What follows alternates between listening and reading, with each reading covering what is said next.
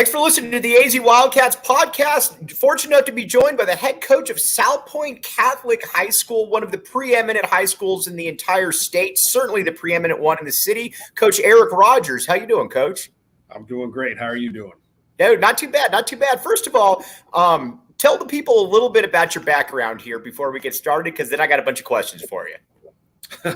My background, geez, I don't know, where do I start? I'm getting old now, so you start at CDO if you want. Okay. Yep.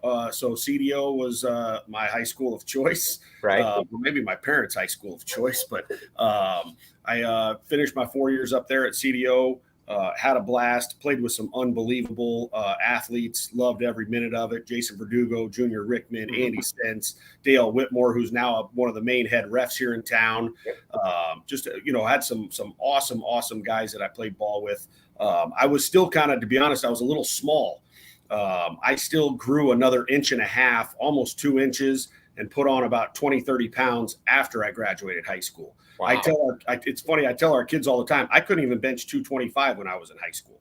I was a pitcher, but I was also a linebacker. And of course, the pitching coach didn't want me to bench, and the linebacker coach wanted me to bench as much as I could. So they're competing against each other. Absolutely. Yep. So it was interesting to say the least, but I knew my time was going to come. I didn't have any big time offers coming out of high school. I just had one offer to Adams State, and honestly, back then I didn't know what Adams State was. Right.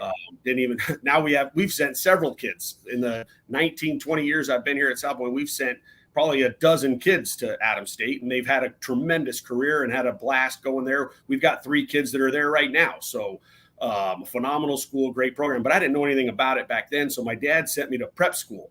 I went to Worcester Academy in Worcester, Mass. Cried myself to sleep the first night. I was 2,500 miles from home, living in a dorm room all by myself. And I was like, what in the world did I just get myself into? But it turned out to be great. Again, I grew, I probably put on a good 20, 25 pounds. I worked out every day. You get 3 meals in the cafeteria. I mean, it was wear a coat and tie every day. It was awesome. I loved every minute of it. And then from there, I had the opportunity to go to New Mexico State. They had played for the Big West Championship the year before I got there. Played for Jim Hess. He was phenomenal. Loved every bit of it except for the losing. I couldn't stand losing. I started on all the special teams as a freshman.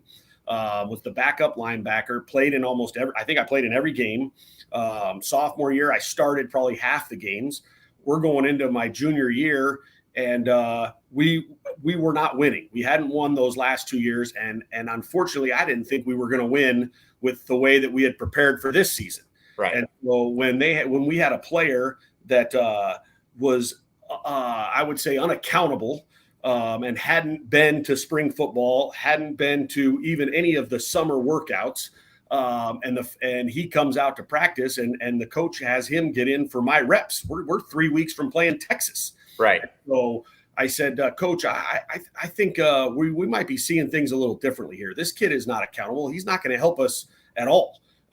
So he hasn't been here, and you're taking my reps. I need to prepare and get ready to play Texas. So, when you're ready to win the Big West Championship, you give me a call. But I think I'm going to need to find another school to go play at.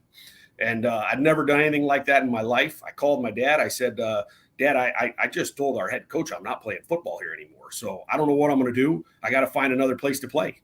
Right. And we got on the phone. I was fortunate enough. Our video coordinator, he helped me make a little highlight tape of all of the stuff that I had done at New Mexico State. I sent it to Skip Holtz.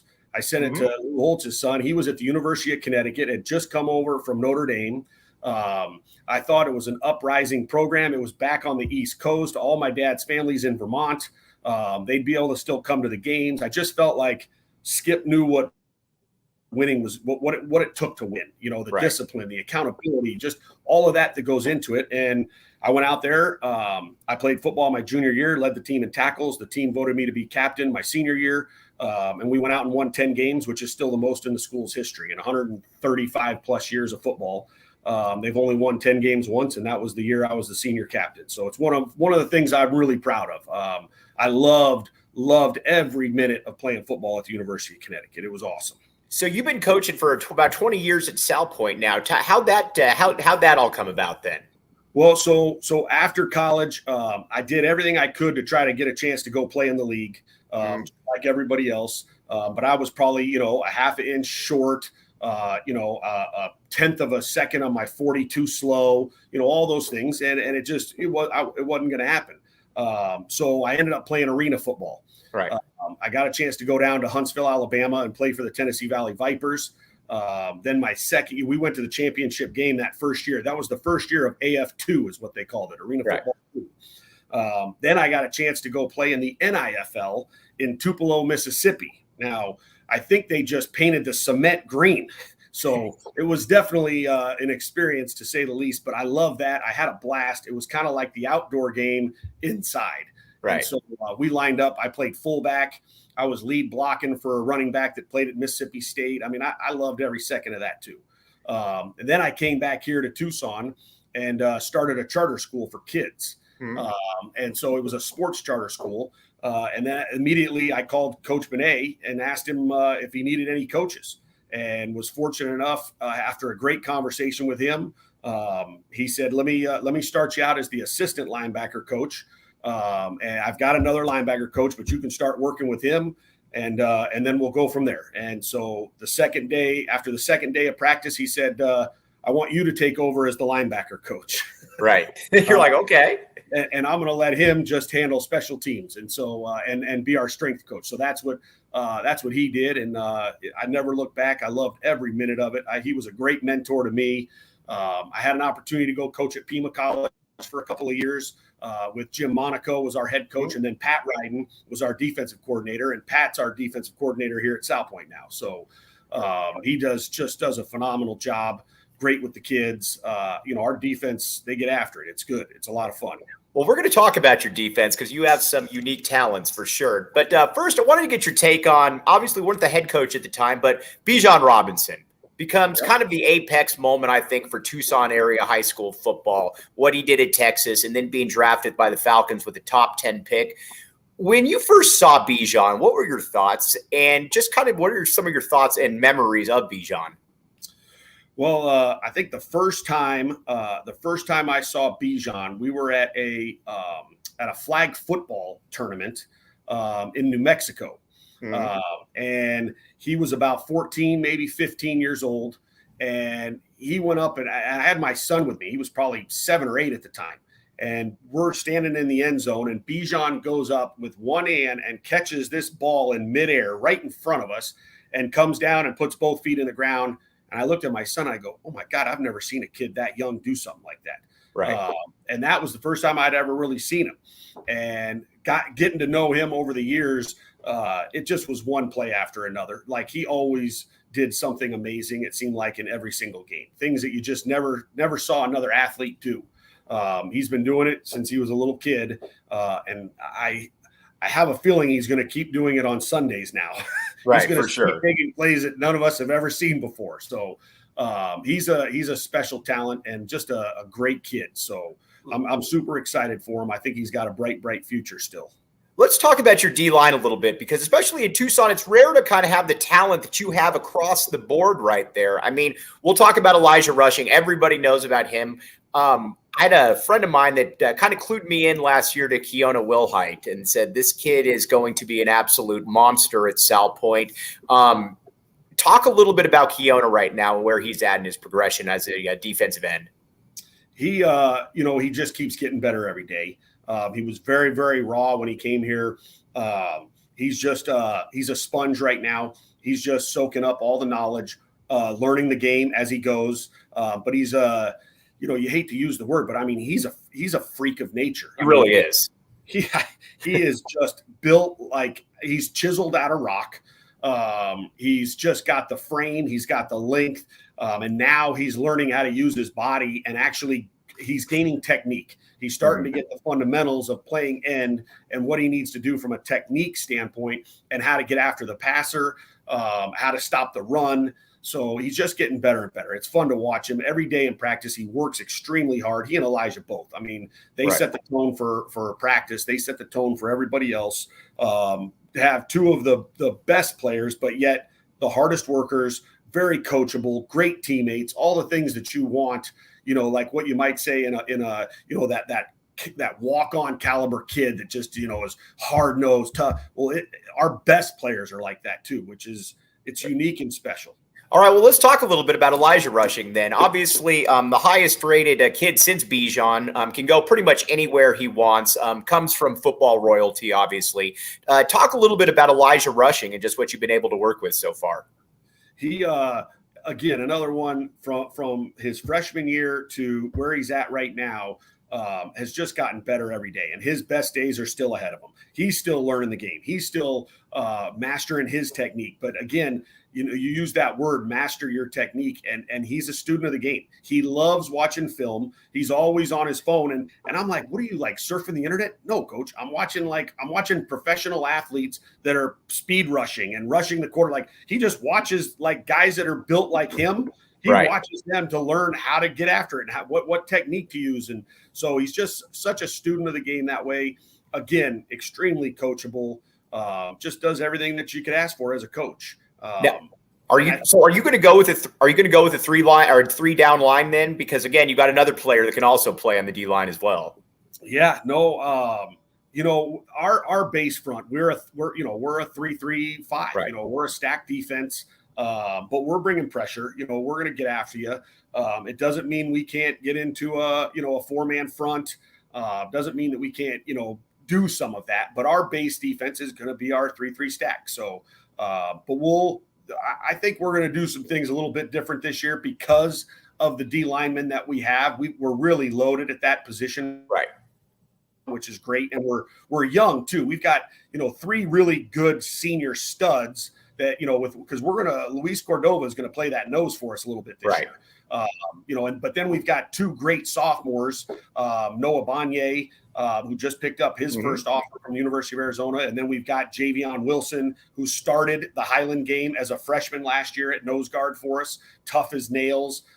Just does everything you could ask for. So, and then we've got another sophomore, Isaac Moyle, that'll play some DN for us. Up Elijah and Keona, rotating into the system there. And Javion, we can bump Javion out, and he can play some end too if we need to. It's got to be exciting too, coaching at a place because like when you were coming up, the talent was kind of spread out. There were guys at Salpointe, obviously, but you had Saguaro, you had Sabino, you had CDO, Amphi. Every kid now dreams of playing at Salpointe, whether you're talking, and that's got to be a privilege right there, knowing that you're in charge of that program that every kid now aspires to play for, basically. Yeah, no, it's it's funny you bring that up because I just ordered a whole bunch of more helmets and shoulder pads. We have over 70 incoming freshmen that are already participating in our freshman football camp this summer. We're lifting and practicing and working out with them. And that's the first time we've ever had over 70 incoming freshmen come out for football. So, and I think that speaks volumes to what you just said. This is it's a pretty special place we have here. It's just, and again, what makes this place special is the people. We've got guys that have been around that have been doing this for a long time. Our leadership from the very top down with Kay Sullivan is just outstanding. We've been doing this a long time, and to take over for Coach Benet and try to keep that thing moving in the right direction, it's been a blessing for me. And again, just to continue to get great kids in here is it's special. It's awesome. When Jed Fish took over, the first thing he said, listen, I might not get every kid, he said, but nobody's going to outwork us on the recruiting trail. What have you seen from Jed Fish since he's taken over as far as just, recruiting Salpointe, staying involved? What have you seen from Coach Fish? No, it's actually been a really, really good relationship. All the coaches over there at Arizona have been spectacular. They're coming by here. They're stopping to see our kids, meeting them. We're getting some of those kids to camp. We just hit up both their 7-on-7s, both of their big man competitions. We went to both of them, supporting them supporting us. I think that relationship. He ought to play pretty well there, I think, didn't he? Yeah, I'd say yes. Yes, he was again. I don't know if you noticed, I couldn't help myself. I usually don't tweet a lot. No, you should have tweeted that. Tweeted that. I did. I actually retweeted that and said, how many seconds are these quarterbacks in 7-on-7 getting to throw the ball? because he's back there in less than 2 seconds. So right. It was watching those two in one-on-ones. I'm like, oh my goodness. So just having a little fun with it. But yeah, no, it's been great. I think our relationship's just getting stronger and stronger. Yeah. So when you're at a place like Salpointe and you've got all the different coaches from all around the country that come in here, how do you navigate that? And how do those conversations go? Will they pull you aside and say, hey, what do you think about this guy? What do you think about that guy? Or just how does that work when you're dealing with the elite of the elite players and the elite of coaches? Yeah, no, it's I tell you, it's been awesome. It's been a blessing. I've really got some great relationships. Coach Alexander at Notre Dame, in my opinion, is as good as it gets. Tosh up there at Oregon, phenomenal. Coach Banks at Tennessee, and Coach Harbaugh at Michigan. I mean, these are guys that are here every week. Every week that they can be here, they're flying in here. Right. And they're spending as much time as they can watching our kids and being around our kids. And so, Washington's another one. Coach Schmidt, I mean, he was here. Coach Schmidt was here. Practice got canceled, on a Thursday. Coach Schmidt we had some issue on campus. We had to shut everything down. We couldn't go out and practice. He was here to see Keona practice because he wanted to offer him a scholarship. Right. And we couldn't practice. He flies home. He turns around and gets on an airplane on Monday the next week because he's allowed to come back just once every week, and gets on a plane on Monday, flies back down here, and gets a chance to meet Keona, watch him practice, and then gets a chance to offer him. So it was awesome. I mean, that's some dedication on their part. The coaches they've been amazing. Right. Now, how important is it to offer a kid? Because I know that some of the frustration, I think, with some of the previous stats was that, you got a guy like Lathan Ransom, which is an easy offer right there. And you're like the fourth school to offer. The one thing that I've noticed with Fish is that he's offering these kids very, very early. Like you just said, you got a freshman or a sophomore that just picked up an offer. How important is it to offer kids early so they know you were on them early? I think it can go two different ways. A kid can get an offer early and then maybe get comfortable and coast. Right. And I think a lot of that falls on us as coaches. We've got to keep them motivated. We got to keep them working. We got to keep them, understanding what it's going to take now to play at that level. It's one thing to get an offer. It's another to go play at that level. Right. It's a totally different speed. It's a totally different physicality. I mean, now you're talking about grown men.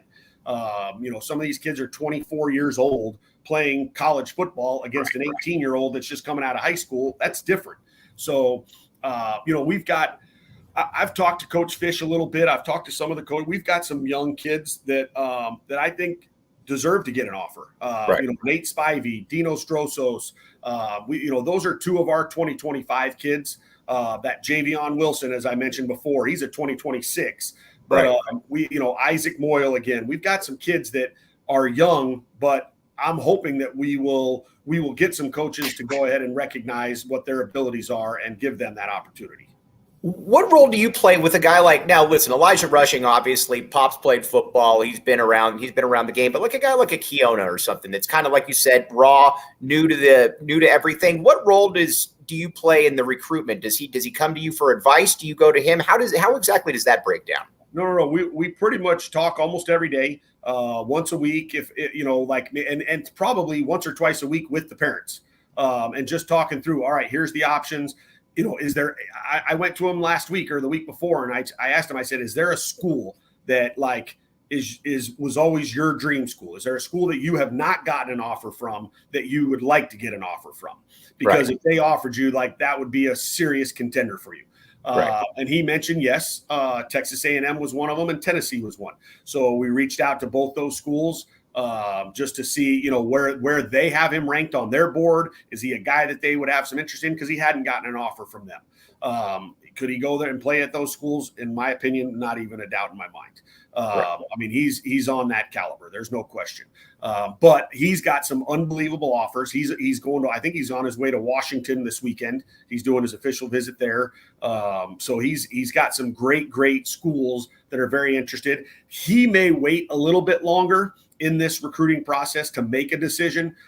He might go into the season a little bit and maybe make that decision later after the season. I think once some guys see him play again, he hasn't had a chance to play very much yet. So some schools are still holding out. When I say some, I'm talking about the Alabamas and the Georgias of the world that are still holding out a little bit. Have you ever seen a situation like that? Because generally, like with the elite kids, you hear about them. Like I first heard of Cam Denson, for example, when Cam was in 6th grade. Bijan, you hear the same thing. You know, they all play with the Falcons or whatever.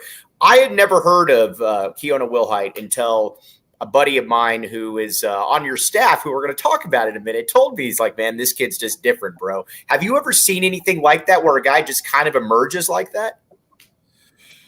You know, yeah, especially here, and I say that because at Salpointe here, we've had a lot of kids that have come through that never played tackle football till they got to here their freshman year, and that was the first year they ever played. I mean, a lot of them grew up in the parochial school system. They were going to St. Cyril, St. Michael's, St. Peter and Paul. They're going to a lot, and they don't play tackle football. And they didn't play Pop Warner football, so we get them as a freshman, and we're teaching them how to put the knee pads in and, you know, how to buckle the chin strap. We're teaching them all of that. And they've got a learning curve, and they've got a process that they've got to buy into. But by their senior year, all of a sudden, you know, now they've grown, they fully developed. They've been with Coach Garrett for 4 years in the weight room. And all of a sudden you're like, oh my God, this guy's awesome. Like now he's a Division I football player. But when he first came in, nobody knew. Outside of Salpointe, what's the best player that you've ever seen in the city or that you played against? Either one, outside of Salpointe, obviously. Well, you can go CDO if you want, Coach. There you go. You know, there's been a few. Obviously, Kadeem Carey was something special. I wasn't here at the time Kadeem was playing, so I didn't get to see him play in person. I remember a play. DJ Hinton was here at our school with us and then ended up transferring to Tucson High his senior year. He then came to play us, and he ran a ball down the sideline as fast as any player I've ever seen run a football in person. I had never seen a kid run so fast. And so that play always sticks out in my mind. But I think there's been some great ones here in Tucson that have come through and that have had a chance to go on and do some great things. Like I mentioned, with Kadeem at CDO, that he was something else. But first time I ever saw him was that flip in the end zone he did when he was a freshman, and then they moved him up to varsity, I think, the next game. Yeah, I think you might be right. Blake Martinez was another one. What a big, I mean, he was so big as a senior. Like I just remember playing against him. They just blitzed him every down. We had to rotate the guards because he just blitzed and ran right into the guard every single play. And our guards were, just headbutting him every play. We had to just keep rotating them because they were just taking such a physical beating. But, so he's another one that I think stands out. How does it work when a guy, like, let's just use Jed Fish, for example. Will he talk with you about like how he could see the play, like a Keona or Elijah fitting in, how they would utilize him? How does that work when a coach is specifically talking to you about a player? No, definitely. I mean, and I think the coaches do a really good job. Everywhere our kids have gone, one of the things that they've done is sit down with that coaching staff. And I've told, I've kind of put it on our kids to say to those coaches, like, how do you see me fitting in the system? Let's watch film. I want to watch film with you and show me where you see me fitting in. What position on this defense do you see me playing? And the coaches have done a great job. I mean, they're watching film on these official visits. They break down the film. And what's great is Keona and Elijah are such students of the game. They're such sponges that they're just soaking it all up. The coaches love it. They'll call me after the visit. Gosh dang, coach.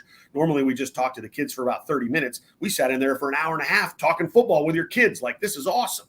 So the coaches are loving it. They're learning from the kids. The kids are learning from them.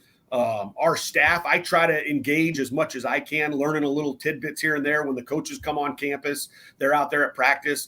I'll try to kind of pick their ear a little bit. What do you see us doing? You see anything we can improve on a little bit? Any of that stuff always helps. How does NIL fit into all this now? Because that's obviously the huge thing now in college athletics. How does that play out right now? Well, it's still it's hard. It's very hard. It's hard for sure. Yep. And I think what's really hard is Elijah's in a very unique situation, being, arguably a top 10 player in the country. Right. So when you're in that caliber, well, now, yes, they're going to throw money at you to get you to come to their school. Right. You don't have to take it, but it's kind of like, well, it's pretty hard to say no to the amount of money that some of these schools are willing to pay kids just to come to the school before you even get into the collective and the NIL that you can make once you're on campus. This is money that, hey, we just want you to come to our school. Right. I think, that not now, again, there's not very many of those kids. It's a select few, but he's in that situation where it's like, it's pretty hard. It's pretty hard to tell a kid to say no to that. When it's a significant amount of money. I don't know some of these other kids, they're looking at what is it going to be like when I do get on, because some of these schools have been great about just standing up and saying, listen, we're not paying high school kids to come to our school. Like, we're just not going to do it. Right. But once the kid's on campus and he's, a UCLA Bruin, then we have all, like, we're going to take care of them. We're going to do what we need to do, kind of thing. We have the collective, we have the stuff that they can be doing when they're not doing football related stuff in the community. So it's still, it's kind of like free agency, but with no salary cap. That's what college football is right now. All right, Coach, before we let you go, what kind of coach is Stoney Pelletier? Give us the strengths and the weaknesses to Stoney's game right now. Listen, I got to be honest. He's the best, man. He is. Isn't he? Oh, my gosh. He does anything and everything. He will coach any position on the field. He will travel. He will go with the kids. He'll do 7-on-7.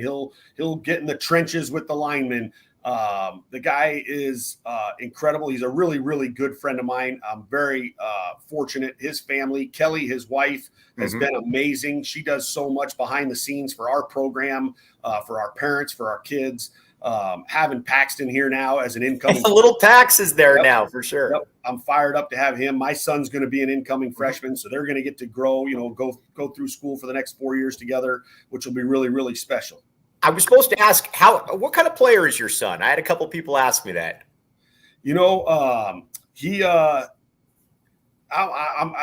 For me as a dad, it's going to be tough, but from what I've been told by other people, I have my opinion, but from what I've been told, he's got a chance to be pretty darn good. He's extremely cerebral. He's right. A 4.0 student.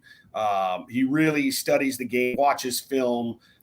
He knows his reads. He knows he can already go through his progressions as a quarterback. He's a quarterback. So, but he goes through his progressions. It'll be interesting.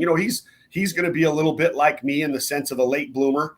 And so it's just, I tell him, just be patient, trust the process. Your time's going to come. I think when it's all said and done, he'll be right in the thick of things and hopefully leading us to a state championship. But, I told him maybe he'll end up playing basketball instead. So, and I'm good with that too.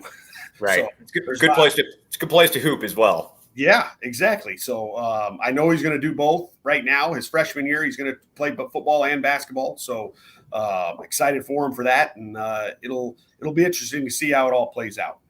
He's Coach Eric Rogers, the head coach of Salpointe High. You should go watch Salpointe Catholic High School. You should go watch him again. This might be the best straight D line that this city's ever seen. You got 3 Division I players on that D line right there, and you very rarely, if ever, see that. Coach, keep doing what you're doing. Keep making Tucson proud, my guy.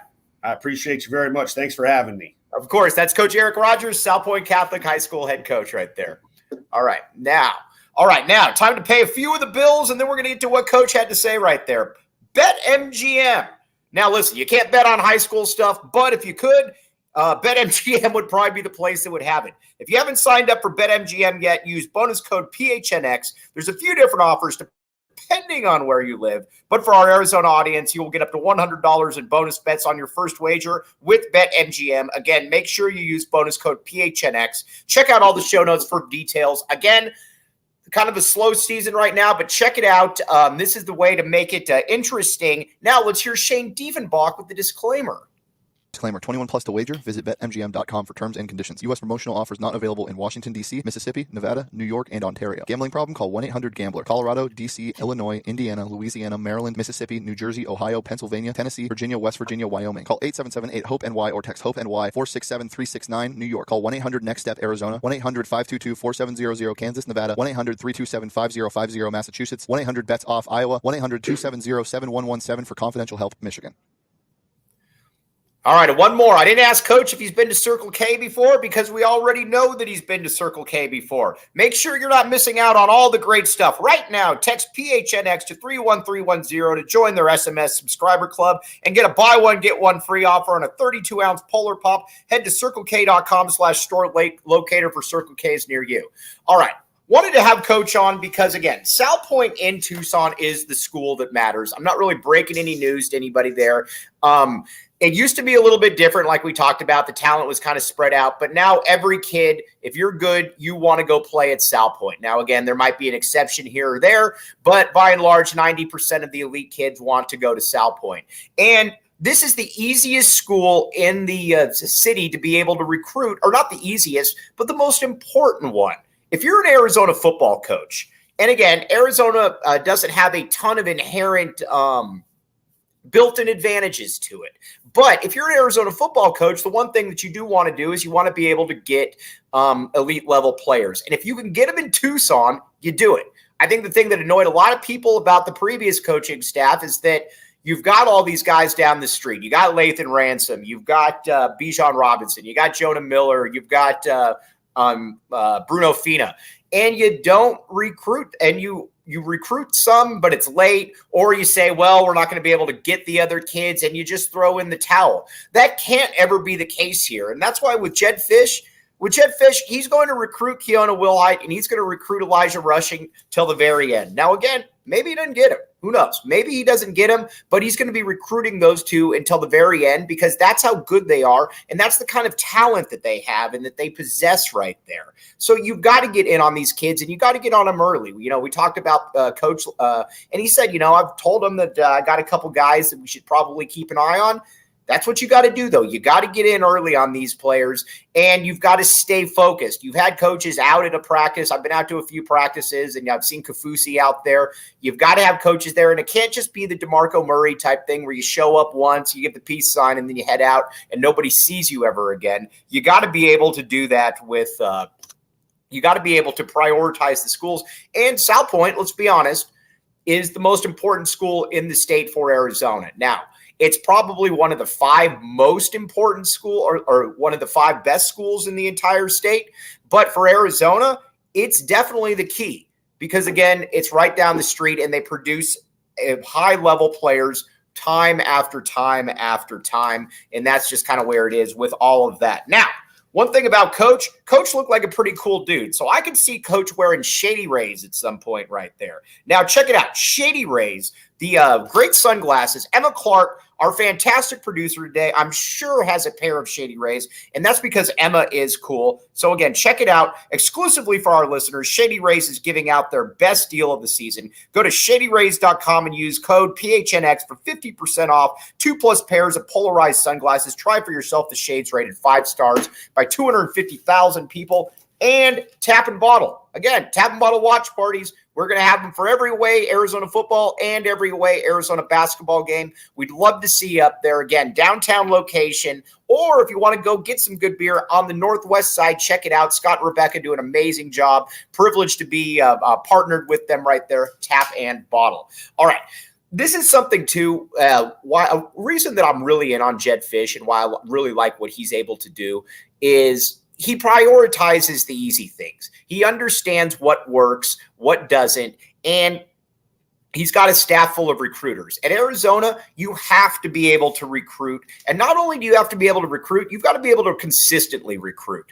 You can't just have 2 coaches that show up and say, well, I got the O-line coach and I got the D-line coach, and everybody else in there is just kind of in between. he's got a staff. Everybody recruits. And like he talked about when he was hired, he said, listen, everybody's going to recruit. That's why schools like Salpointe, you're able to get or offer kids early. You're able to recruit kids early because you have an entire staff that is keeping Jedd Fisch involved in everything that's going on. That's why, again, I'll keep saying it. I'm going to keep saying it more and more. Jedd Fisch gets it. And again, that you can just see. And people, it's rare to see what Salpointe has now. Now, again, Bijan Robinson, probably going to be the best player to ever come out of this city if he's not already. But you very rarely see D-line prospects at Arizona with in Tucson with Division I offers. This school's got 3 of them. And 2 of those guys are going to be able to play anywhere they want. Take it for what it's worth just from me, but I think Keona Wilhite's about as good a defensive line prospect as I've ever seen in Tucson. He is that good. He's that dude right there. Elijah Rushing is going to be the highest rated one, and deservedly so as well. So they've got a lot of different options right there. Now, you might say, Mike, is there a nickname? We can't go with the 3 Peaks. We wish there was another one, but we can still talk about 4 Peaks Brew, the official brew of PHNX Sports. Check it out, 4 Peaks Brew, or 4 Peaks Pub to keep up with the latest in Arizona's hometown brewery. Must be 21 years or older to drink 4 Peaks. Please drink responsibly. And OGs. Let's say you go to a Salpointe game and you're revved up because you're watching all these sacks and everything, and you're thinking to yourself, man, I can't get to sleep. OGs is here for you. OGs has you covered. Check out OGs online at ogsbrands.com and on Instagram at ogsbrands. You can also find their products at your local dispensary. Must be 21 years or up to enjoy responsibly. Okay. Wanted to be able to get Coach on here because, again, we've talked about Salpointe so many times that I felt it would be best to have the head man speak for himself. Tomorrow we got Jason Shear coming on. We're going to talk Arizona basketball, Arizona football, all of that stuff. But as always, big thanks to Coach Eric Rogers for hopping on here. Appreciate everybody listening. Emma Clark behind the scenes, making me look cooler than I ever should. Emma, we appreciate you. We'll be back with you tomorrow, Shear at 12:30. You've been listening to the AZ Wildcats podcast.